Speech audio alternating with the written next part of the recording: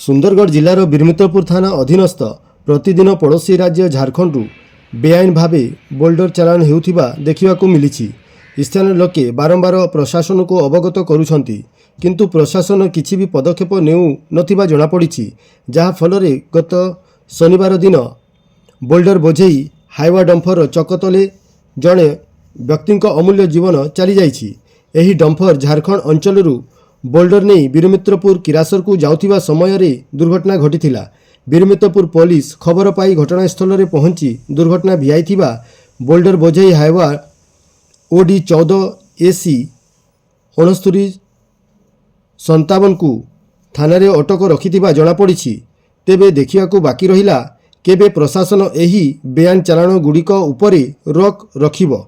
एहाकू नहीं बीरमित्रपुर सहर रे बेस चर्चा धरिछि।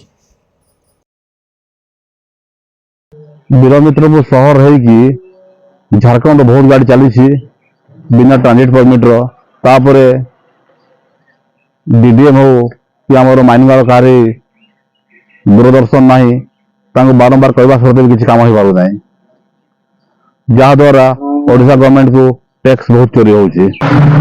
झारखंड रो जो ओडिशा गाड़ी बसुचे से टीपी रे कि नॉन टीपी रे जाऊ जानी होनी।